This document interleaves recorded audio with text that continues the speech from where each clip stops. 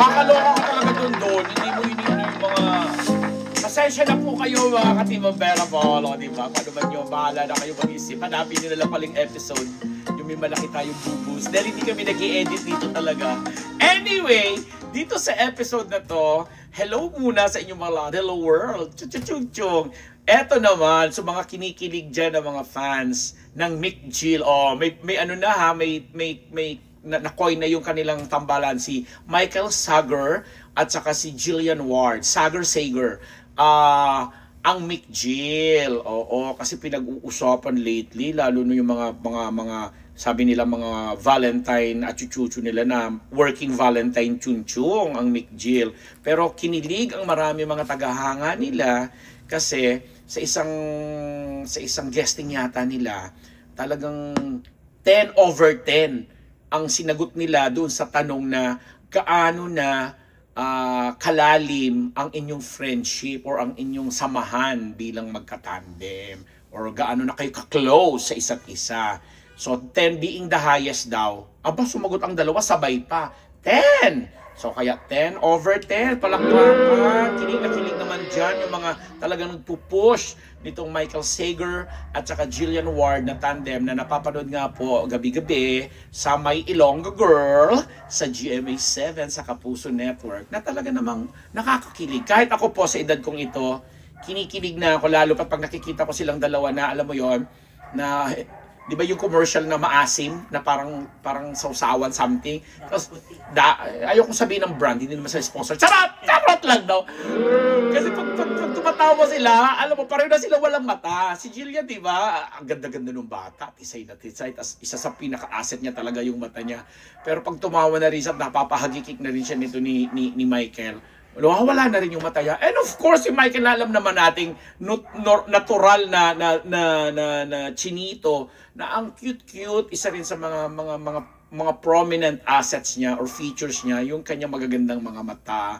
So, syempre, kinikilig tayo. But the thing is, sabi nga natin sa ating previous episode, bago pa man pumasok si Michael at makipag-tandem dito kay Jillian, alam naman ng lahat na meron siyang special friendship. I don't know kung paano ko i-define yung special ha, pero yung special friendship with Cassie Legaspi na anak ni Carmina Villaruel na off-cam, sila yung madalas nagkakasama, nagbabanding, nag-outing, ganyan na to the point na itong si Michael ay naiimbita na sa mga special occasions sa bahay ni na Carmina and so on and so forth. So, bago pa man yun, bago pa man nagkaroon sila ng project ni Jillian, ganun na ang closeness. Pero minilinaw nga na hindi naman siya boyfriend pa or hindi naman niya girlfriend pa itong si Cassie.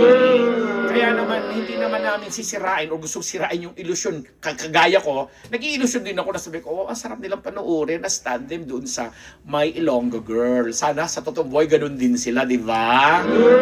Pero hindi nga natin masasaklawan ang mga puso, ang mga damdamin nila kung kanino man yan tumitibok. But malinaw naman na wala namang sinasaktan or walang nasasaktan or walang sinasagasaan or nasasagasaang tao at emosyon dito kung sakasakali man nga na magbago ang ihip ng hangin at yung special friendship na yan na lumalalim na 10/10 na nga ni na Michael at saka ni Jillian ay ma-develop into something kasi sila yung, sabi nga natin, pag constant kayong laging magkasama, mas nadidevelop kayo sa isa't isa, di ba? So, hindi kami nandito para ipralala o ipromote na dahil may project, may show, ganoon naman talaga ang showbiz eh. But at the end of the day, again, ito yung ating laging word for the every episode. At the end of the day, yung happiness naman ng isang tao na walang nasasagatsaan at walang nasasaktan ang dapat mag-lord over at maintindihan ng lahat. Lalo pat nagtatranslate ito sa mga nanonood at nararamdaman din po naman namin yan. Di ba? Ang saya lang. So going back to that Mick Gill, sabi nga nila parang working day yung Valentine's nila, pero syempre sa set naman ganoon naman may mga nagaganap yun na mga nagdadala ng mga pagkain, nagdadala ng mga lalo pat special day yan na nag-exchange something siguro sila din ng mga chocolates, mga flowers at mga kung ano pa mga stuffed toys, blah blah. Kasi babalita namin sa inyo yan sa susunod nating pagtatapos. But for now, masaya po kami na positive ang reception ng mga Mick Gill fans. Napaka-positibo ng pagtanggap sa acting ability nito ni Michael at burado o wala nang mga nagninega tungkol sa gagamitin lang yan si Jillian kasi si Jillian nga naman, come to think of it, mas nauna nga naman si Jillian at mas marami nang napatunayan in terms of mga projects or mga shows na talaga namang top rating, talagang nag-hit, talagang tumatagal ng taon kumbaga.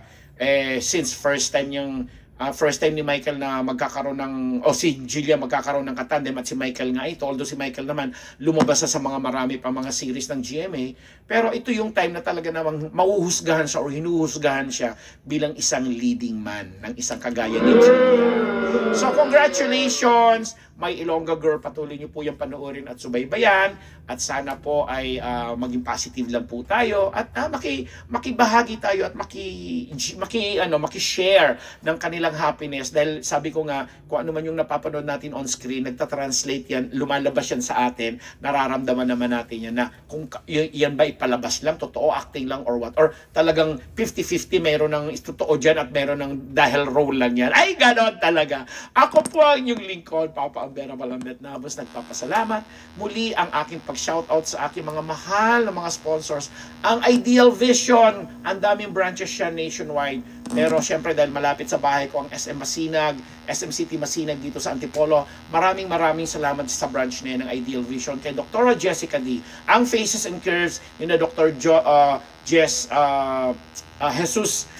Recasata, at saka si Dr. Sheila Recasata, at ang gorgeous smiley Dr. Jess Solis, magkakatunog ang pangalan at saka si Dr. Pong Magtibay ng One Dental Clinic, ang Simas Philippines, si Colonel Jundi Mayuga, at Lolita Di Dios Katsuki dyan sa Japan, si Glenda Cruz, si Lee Reyes ng Canada, si Soki Esteves, at saka si Lani Mitchell dyan sa California sa USA, at lahat pa po ng mga iba po mga fans, lalo na mga tagahanga ng Kim Pao, Econin, ng Kathden, ito ngayon ang Mick Jill at marami pang ibang sumusuporta po sa amin at subscribers po namin. Mabuhay po tayong lahat. Happy Valentine's. Birthday ko pa rin po. Nag-birthday po ako February 12. Alam nyo na.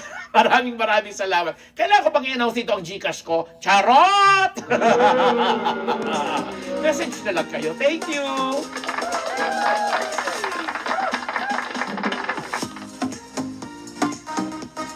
Ano?